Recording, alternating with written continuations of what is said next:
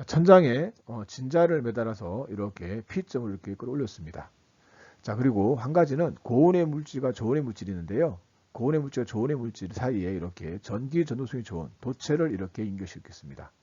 자, 시간이 지나면 어떻게 될까요? 먼저 우리 진자부터 확인해 볼까요? 진자는 P점이던 진자는 이렇게 Q점, 가장 낮은 Q점을 지나서, O점을 지나서 이렇게 Q점으로 가는 걸 여러분들 확인할 수 있습니다. 그래서 P에 있던 진자는 이렇게 P에서 O를 지나서 Q를 가는 걸 여러분 확인할 수가 있어요. 자, 그러면 이 진자는 Q에서 멈출까요? 아니죠. 어떻게 돼요? 다시 Q에 있던 진자는 다시 O점을 지나서 다시 이렇게 P점을 가는 걸 볼 수 있습니다. 물론 공기의 저항이 없다는 가정에서 제가 말씀을 드린 겁니다. 자, 그럼 진자를 조금 더 확인해 보도록 할게요. 자, 진자는 가장 높은 데 있을 때 우리가 포텐셜 에너지가 가장 낮은 데 갔을 때 뭐가 됐을까? 우리가 운동 에너지로 변환되고 일부 변환되고요. 그리고 다시 Q점에서 다시 중력 포텐셜 에너지가 최대값이 되겠습니다. 그리고 다시 Q점에 있던 우리가 진자는 다시 5점으로 가서 운동 에너지가 최대가 되고요. 다시 P점으로 가서 우리가 중력 포텐셜이 최대가 되는 순간 생겼네요. 자, 공기의 장이 없으니까 우리가 Q점과 P점과 여기 있는 P점과 우리가 Q점에서의 우리가 중력 포텐셜은 같다는 걸 여러분 확인할 수 같아요. 그래서 역학적 에너지가 보존되는 과정이기 때문에 여기 있는 진자는 끊임없이 움직인다는 걸 여러분들이 확인할 수 있습니다. 자, 그러면 이제는 우리가 여기 있는 오른쪽에 있는 그림부터 한번 볼게요. 그럼 보도록 하겠습니다. 고온의 물질과 저온의 물질. 자, 어떻게 될까요?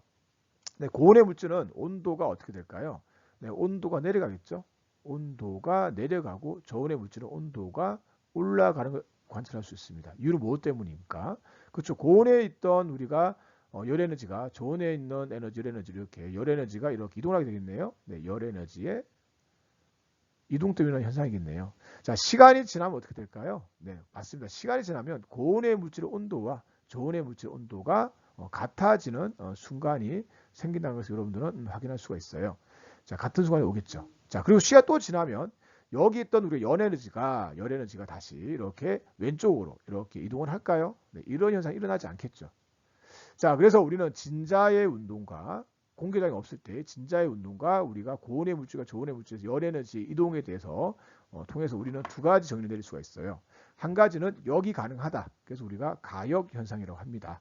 자, 어떤 현상이 한쪽 방향으로 모두 일어날 수 있는, 양쪽 방향으로 모두 일어날 수 있는 현상을 가역 현상이라고 합니다.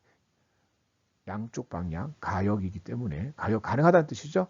네, 있다는 거죠.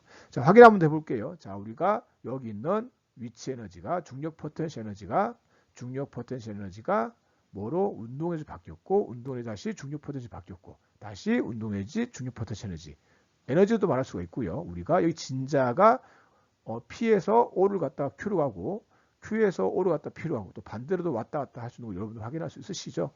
자, 그래서 이 공기의 저항이 없을 때 진자의 운동을 우리는 가역 현상이라고 하고요. 자, 이것처럼 반대로 올 수 없다. 이걸 뭐냐면 비가역 현상이라고 합니다. 여기 불가능하다는 뜻이죠. 그죠? 한쪽 방향으로만 어느 현상이 한쪽 방향으로만 있는 현상을 우리는 비가역 현상이라고 합니다. 자, 우리 자연상에서는 우리가 공기의 저항이 없는 경우가 없기 때문에 진자여 있는 공기가 있을 때는 진자의 운동 또한 우리가 뭐가 된다 우리가 비가역 현상이라고 여러분 확인할 수 있을 것 같아요. 처음 잘 들어올 수 없을 것이고 동시에 우리가 역학적 에너지는 보존되지 않고 우리가 소리라든지 열 에너지로 전환될 수 있다는 거 여러분 알고 계시죠? 자, 그래서 우리는 가역 현상과 비가역 현상에 대해서 여러분들과 함께 잠시 다뤄봤습니다. 자, 고온의 물질과 저온의 물질을 열 전도율이 좋은 도체로 이렇게 연결시켰습니다. 자, 앞에서 보셨던 것처럼 우리는 여기 있던 무엇이 열 에너지가 오른쪽 방향 이동하게 되겠죠. 네, 열 에너지가 오른쪽 이동하게 따라서 우리가 고온의 물질의 온도는 우리가 온도는 이렇게 내려가고요. 여기는 온도는 여러분들이 올라가는 걸 여러분 확인할 수 있습니다. 그러다 시간이 지나게 되면 같은 온도가 되는 걸 여러분들은 확인할 수 있으시죠. 자, 그리고 우리가 여기 있던 우리가 이제 물이던 수조에다가 이렇게 스포이드를 이용해서 잉크를 떨어뜨렸습니다. 그러면 우리는 어떻게 될까요? 네, 우리가 이미 알고 있습니다. 이렇게 잉크가 퍼진다는 것을 여러분 확인할 수 있습니다. 자, 그러면 이 두 가지 현상을 우리는 공통점을 찾을 수가 있어요. 어떤 공통점이 있을까요? 네, 맞습니다. 우리는 이 현상을 우리는 둘 다 비가역 현상이라고 이렇게 이해를 하고 있습니다. 자, 비가역 현상을 우리가 어떻게 말하냐면 연력학 제법칙의 한 현상이라고 이야기를 하고 있습니다. 자, 자, 그러면 연력학 제2법칙에 대해서 조금 더 다뤄보도록 하겠습니다. 연력학 제2법칙. 자연현상은 엔트로피가 증가하는 방향으로 일어난다. 여러분들 좀 생소한 단어가 하나 나와 있네요. 네, 엔트로피. 자, 엔트로피가 증가한다는 말은 도대체 무슨 말일까? 자, 한번 확인해 보도록 하겠습니다. 자, 고등학교 교육까지 나와 있는 엔트로피는 이렇게 표현되어 있습니다. 자, 자연현상은 대부분 비가역적으로 일어난다. 네, 비가역적 반응을 우리는 엔트로피가 증가하는 방향이라고 고등학교 과정에서는 증을 내리고 있습니다. 자, 그리고 두 번째, 자연현상은 항상 확률이 높은 방향으로 진행된다. 확률이 높은 방향. 네, 확률이 높은 방향 우리는 엔트로피가 증가한다라고 말씀하고 있네요. 자, 그리고 세 번째, 열은 고온에서 저온으로 이동한다. 고온에서 저온으로 이동하는 현상 자체를 우리는 엔트로피가 증가한다라고 이야기를 하고 있네요. 자, 그리고 잉크 또는 연기가 확산한다. 네, 확산 또한 우리가 엔트로피가 증가한다고 여러분들이 확인할 수 있습니다. 자, 그리고 역학적 에너지는 전부 열에너지로 전환될 수 있으나 분자 열에너지는 100% 역학적 에너지로 전환되지 않는다. 어떻게 보면 우리가 역학적 에너지가 우리가 열에너지로 전환되지만 끝난 말과 열에너지가 역학적으로 전환될 때 100%가 아니라는 이야기는 어떤 비가역 반응이라는 것을 여러분들이 또 비교할 수가 있겠네요. 자, 그러면 우리가 여기 있는 걸 다시 한번 비교해 보도록 할게요. 자, 확률이 높은 방향으로 진행한다. 한쪽으로 진행한다는 이야기죠. 네, 비가역적이라는 뜻이죠. 자, 고온에서 저온으로 이동한다. 저온에서 고온으로 이동하지 않으니까 또한 비가역이라고 말할 수 있을 것 같아요. 자, 확산된 잉크와 연기는 원래대로 들어오지 않죠. 그래서 마찬가지 비가역 현상이고요. 자, 역학적 에너지가 열에너지로 전환됐지만 열에너지 다시 역학적 에너지 100% 올 수 없다. 또한 우리가 가역이 불과한 비가역이라는 걸 확인할 수 있을 것 같아요. 자, 그래서 고등학교 교육 과정에서 우리가 연력학 제2법칙은 비가역 과정이라고 이렇게 이야기를 하고 있는데요. 자, 그럼 정확하게 우리가 엔트로피는 어떻게 하고 있느냐? 우리가 상태 함수라고 들어보셨나요? 너무 어렵죠? 네, 상태 함수라고 합니다. 상태 함수. 네, 상태 함수를 이제 엔트로피라고 하고 있는데요. 어려우니까 우리가 보통 이걸 돌려서 뭐냐면 상태 함수를 다른 말로 우리가 무질서도라고 또 이야기를 하기도 해요. 그래서 고등학교 과정에서는 엔트로피를 보통 무질서도라고 이야기를 많이 하고 있고요. 무질서도가 증가하는 방향을 우리는 연력학 제2법칙이라고 한다라고 여러분들께서 이해하셔도 돼요. 그러면 비가역이 왜 무질서하냐? 자, 무질서하다는 건 무슨 말이에요? 우리가 구별하기 쉽지 않다는 이야기죠. 자, 예를 들어 볼게요. 우리가 잉크라면 예를 들어 볼게요. 잉크 같은 경우는 어때? 잉크가 우리가 확산되었다. 그 말은 어때요? 잉크가 주변으로 퍼졌다. 어디가 잉크이고 어디가 물인지 구별할 수 있나요? 쉽지 않죠. 네, 무질서해졌다는 이야기예요. 연기가 공기로 퍼졌다. 퍼지기 전에는 연기가 어디 있다 말할 수가 있지만 퍼진 이후에는 연기가 어디 있다 말할 수 힘들겠네요. 열도 마찬가지예요. 열도 고온에서 저온으로 이동한다. 고온에 열이 많고 저온에 열이 적지만 고온에서 저온 열이 이동하고 나면 어떻게 양을 우리가 말하기가 쉽지 않겠네요. 자, 또한 우리가 확률이 자연상은 확률이 높은 방향을 진행한다. 확률이 높다는 이야기는 우리가 무슨 말일까요? 그만큼 우리가 평균이 될 확률이 크다는 평균적으로 될 확률이 크다는 이야기죠. 서로 나눠가지고 확률이 크다는 이야기죠. 그 말은 다시 말하면 뭐가 어디에 있고 누가 주는지를 우리가 구별하기가 쉽지 않겠네요. 그죠? 자, 그래서 저는 이제 이렇게 마지막 구리 한번 해볼까요? 역학적 에너지와 열 에너지 어떤 게 더 많이 퍼져 있을까요? 네, 역학적 에너지는 우리가 보유처럼 한쪽에 이렇게 있는 보일지 모르지만 열 에너지는 우리가 모든 공간에 다 퍼져 있는 걸 볼 수 있으시죠. 자, 그래서 저는 여기서 여러분들께 조금 이해를 돕기 위해서 100% 맞는 이야기는 아니지만 엔트로피가 증가하다는 이야기는 우리가 무질서로 증가한다. 다시 말하면 구별하기 힘들어진다라고 여러분들에게 설명을 하면 조금 여러분들이 이해할 때 편하지 않을까라는 생각이 듭니다. 자, 그래서 연력학 제2법칙은 여기 있는 우리 5가지 정도로 보통 많이 이야기를 나누고 있기 때문에 이 5가지에 대해서 여러분들이 숙지하고 계신다면 특별히 문제될 것 같지는 않습니다. 온도 높은 고열원과 온도가 낮은 저열원이 있습니다. 자, 우리가 열에너지 이동한다면 어디서 어디로 이동할까요? 네, 고열원에서 저열원으로 에너지가 이동한 걸 여러분 확인할 수 있습니다. 자, 물론 에너지 형태는 열 에너지 형태로 이동하는 걸 확인할 수 있습니다. 자, 우리가 고열원에서 저열원으로 다시 말하면 고온에서 저온으로 열에너지 이동한 것은 왠지 물이 높은 데서 낮은 데로 떨어지는 것과 비슷하지 않나요? 자, 우리 인간은 물이 높은 데서 낮은 데로 떨어지는 걸 보고 불의 낙차를 보고 물레 방안을 만들어서 우리는 인간 대신에 일을 하는 장치를 만들었습니다. 자, 그렇다면 우리는 인간은 또한 열에너지, 흐른 열에너지 중에서 우리가 어떤 장치를 만든다면 인간 대신 일을 할 수 있지 않을까요? 네, 맞습니다. 자, 그래서 우리 인간은 사람은 이렇게 열기관이라는 걸 만들었습니다.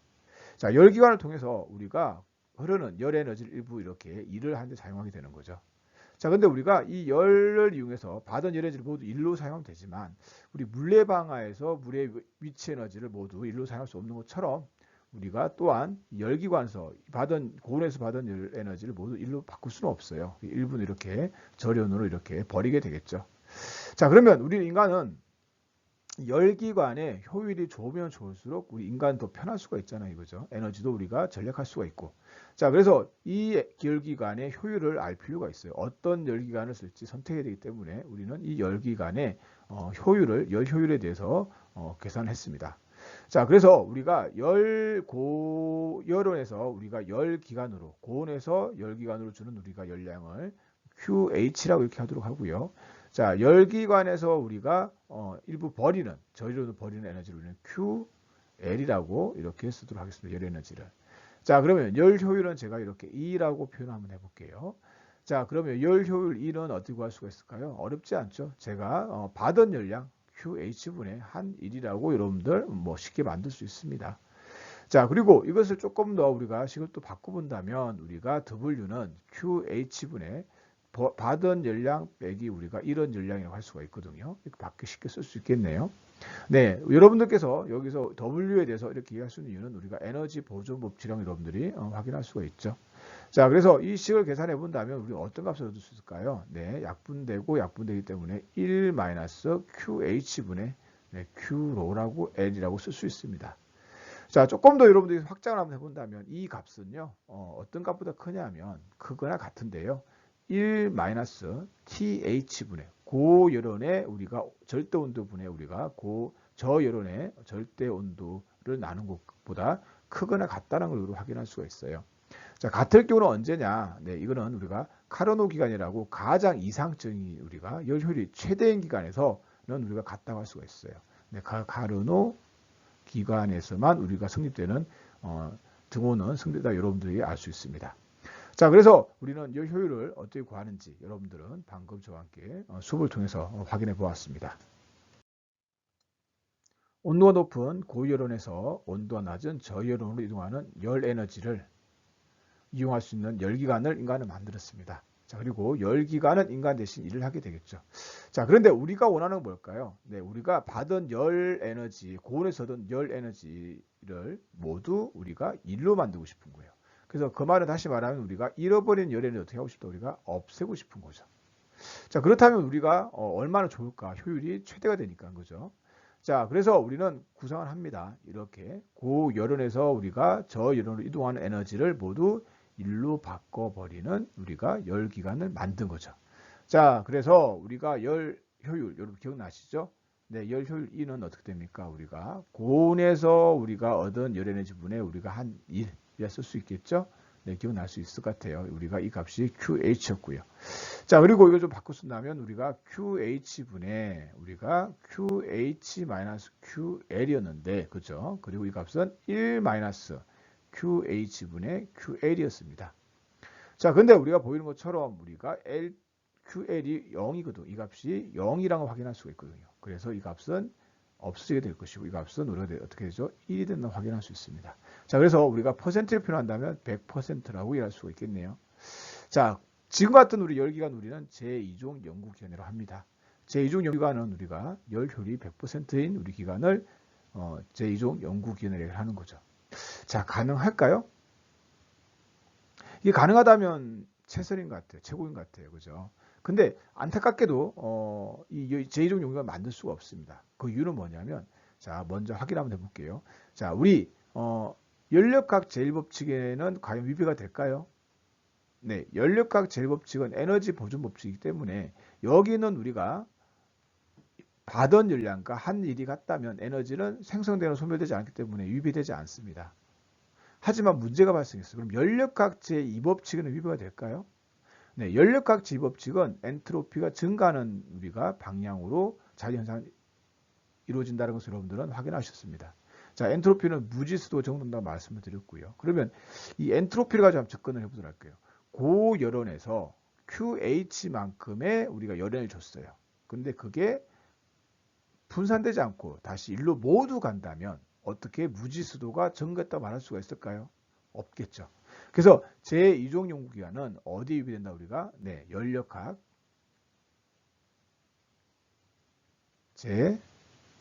제2법칙에 위배된다는 사실을 여러분 확인할 수 있습니다. 그래서 제2종 연구기관은 자연의 법칙을 거스르기 때문에 연력학 제2법칙에 위배되기 때문에 만들 수 없다라고 판명되었습니다. 자, 우리 온도가 높은 고열원에서 온도가 낮은 저열원으로 우리는 열에너지가 이동하는 걸 여러분들은 알고 계십니다. 그리고 이 흐르는 열에너지를 열기관을 통해서 일로 만들 수 있다는 것도 여러분들 알고 있어요.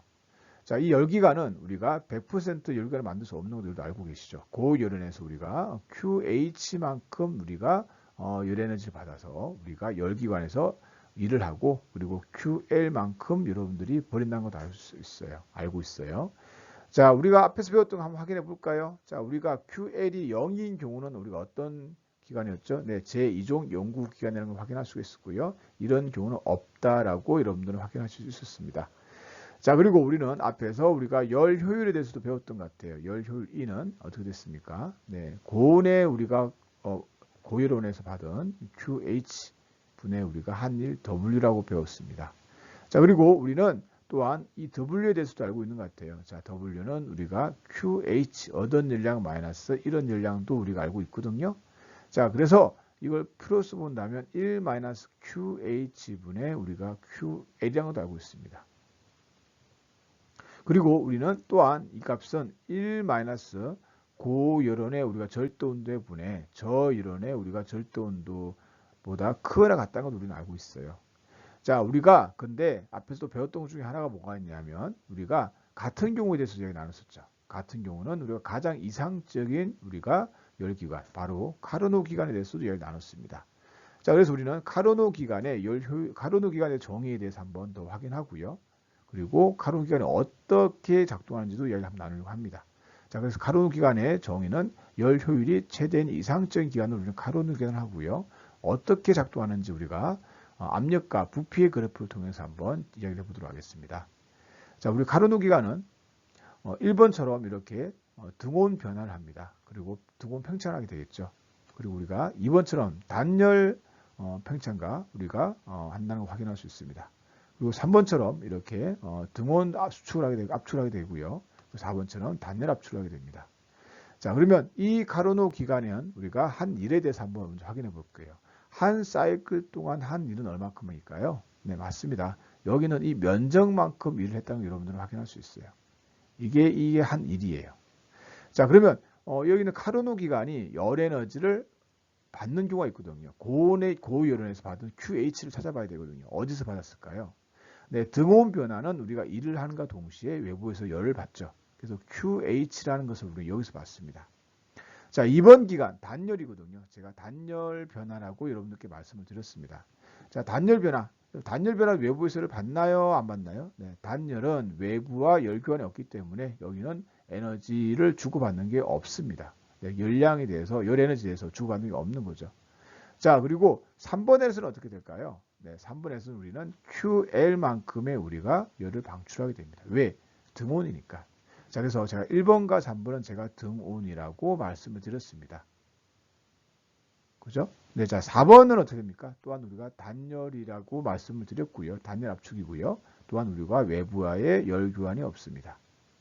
자, 그러면 우리가 말씀드릴 수 있는 게 뭐냐면 열 효율 물어본다면 열 효율 E는 네, E는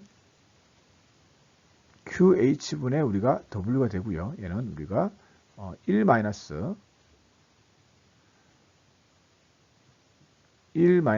네, QH분의 QL이라 할 수가 있고요. 가로 누기하기 때문에 얘는 1 TH분의 이렇게 TL이라고도 표현할 수 있습니다. 자, 그래서 여러분들은 지금까지 열 효율에 대해서 어떻게 적용하는지 그리고 가로 누기관이 어떻게 동작하는지에 대해서도 말씀 나눴고요. 압력과 부피 그래프에서 우리가 한 사이클 동안 한 일에 대해서도 여러분들은 저와 함께 이야기 나누었습니다.